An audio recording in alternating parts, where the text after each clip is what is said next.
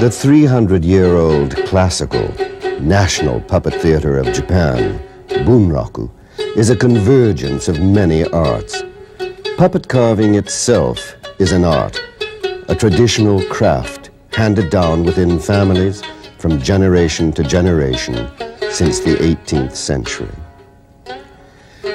The heads are unusually small, since the puppet eventually will be 3/4 man size, that is, 3.5 to 4 feet tall.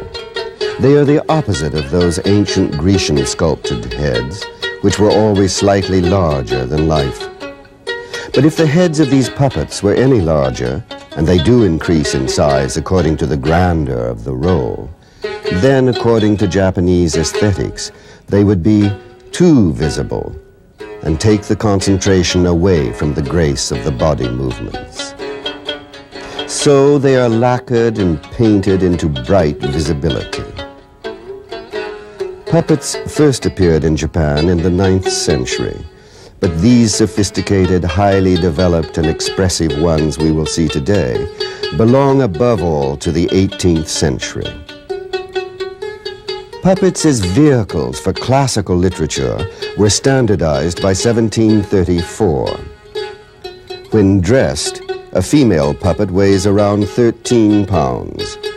A male warrior, say, in full armor, almost 50 pounds. Small wonder, then, that the puppets require 3 operators.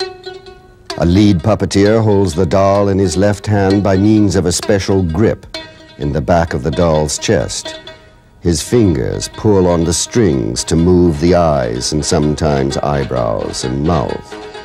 Puppets do not attempt to imitate talking. That would be ventriloquism and vulgar. The lead puppeteer's right hand controls the right hand and arm of the puppet. A second manipulator moves the left hand of the puppet in perfect coordination and synchronization with the right hand. And a third operates the legs.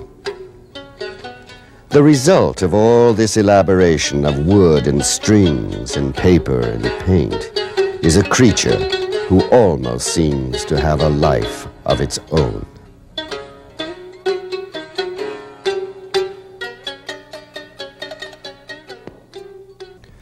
Bunraku means literally literary pleasures, and this quite accurately establishes the preeminence of literature or text within the classical puppet theater of Japan.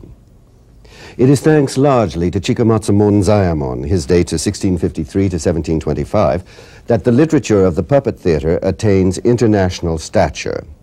Originally, Monzaemon wrote for the Kabuki in Tokyo, but he became cross and worn out with actors failing to learn his immortal lines, or if they did, changing them. So he left Kabuki in Tokyo and went to Osaka to write for the mute, speechless puppets who obeyed his slightest nuance. Monzaemon used the theater something as a newspaper. When an extraordinary event occurred, he quickly adapted it to his ends and made it his next play. For example, in the excerpts we see on this program from Sonizaki Shinju, the lover's double suicide at Sonizaki Woods, the incident actually happened in May 1703. The following month, this play was premiered, so that the spectators could see the tragedy of these 2 ill-fated lovers, suicide before their very eyes. This play has another distinction. It was the first tragic drama to make a common man, an ordinary clerk in a soy sauce store, the hero. Before that, tragedies seemed to require kings and queens or gods. Another interesting aspect of this dramatist and his plays of daily life is how strong his women are considering the times. For example, the clerk's employer at the shop wants him to marry his niece, and his, Tokubei's stepmother, has accepted a dowry payment of 16 pounds of silver, the equivalent of about $1,000 today. Tokubei, however, refuses the arranged marriage, so the employer commands him to repay the money and in fury bars him from the city of Osaka. Tokubei collapses under this barring. It is his lover, the courtesan Ohatsu, who is strong and exhorts him to be stronger. Even if you cannot come to Osaka, I will find a way for us to meet, she says. Meanwhile, and I am setting up the scene we will first be seeing, Tokubei has lent this dowry money he just extracted from his stepmother to a friend. The borrower friend disclaims all knowledge of the debt and of the promissory note he had Tokubei write and to which he put his seal to make the transaction legal. Without this money to repay his employer, Tokubei is finished. Now the scene we will see is the famous foot scene. False friend Kuheiji has arrived at the establishment where Ohatsu lives and works. Tokubei, in disgrace for lack of money, is hiding under the veranda, and Ohatsu conceals his presence under her outer garment. Tokubei's situation is such that he must commit suicide, and Ohatsu's love is so powerful, she too must join him in this double suicide. Your lover found a seal I had lost, tried to trick me out of money.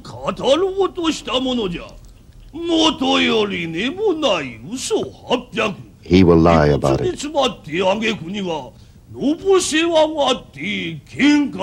He started a fight, but he escaped.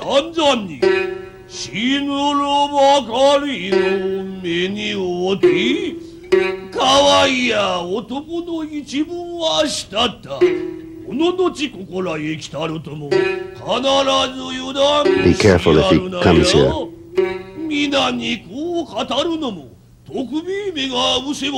He will lie. He's a crow trying to be a heron.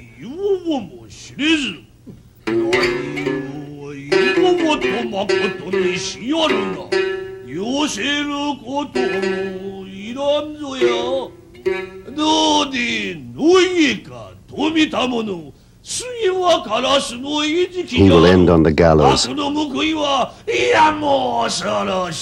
Fearsome is punishment for evil.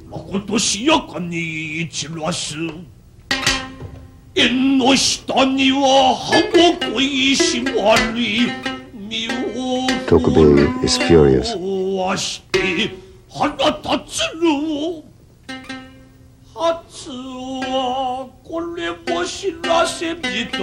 Ohatsu is afraid he will reveal himself. She calms him with her foot.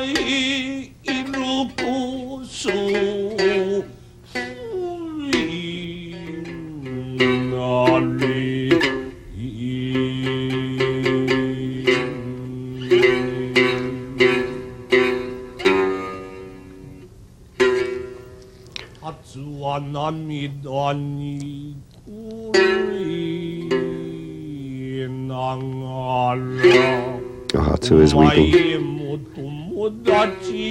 You are speaking of your friend.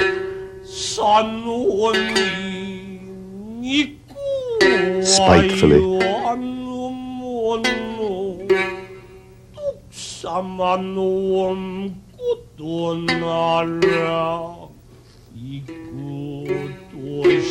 Tokubei and I have been lovers for years.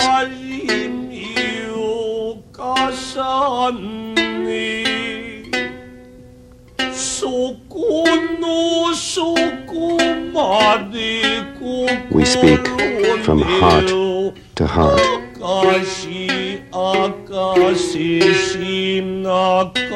Openly.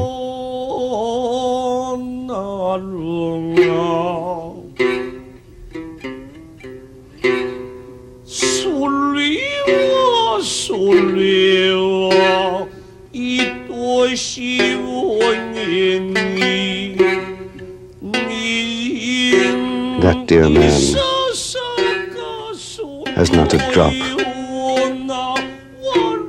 of evil in him.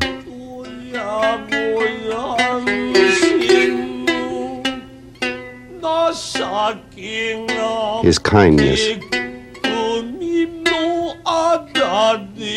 has ruined him.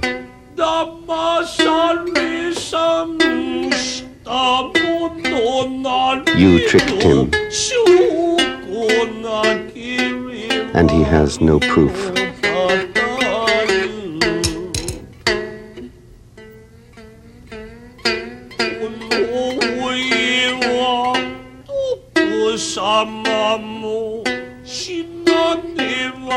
Now he must die.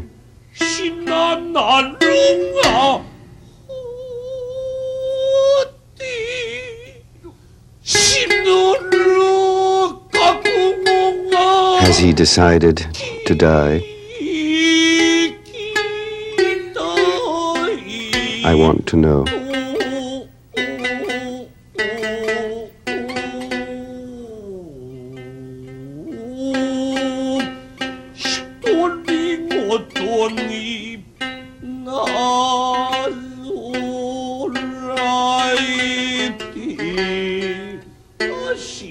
She asks him with her foot.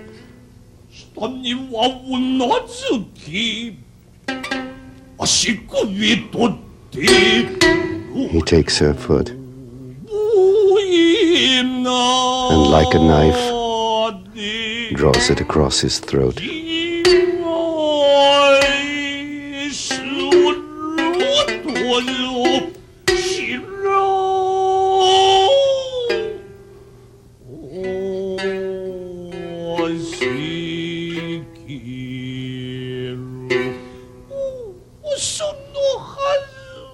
It had to be so.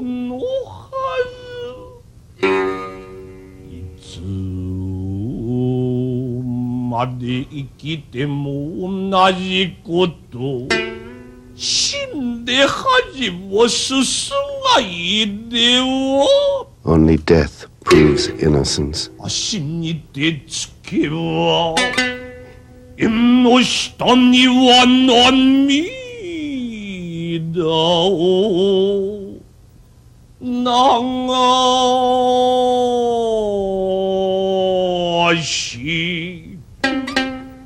And through his tears, he takes her foot again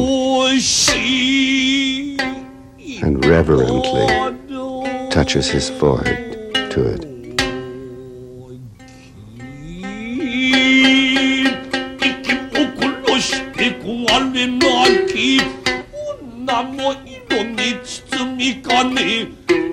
Overwhelmed by their love,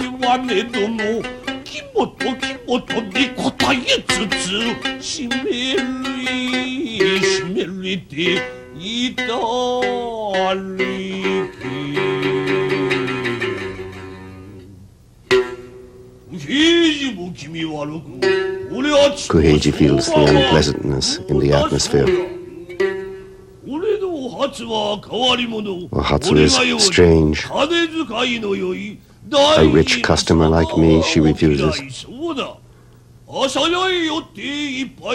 I'll go another place and drink.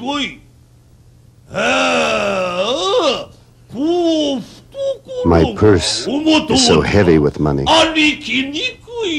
I'll have trouble walking.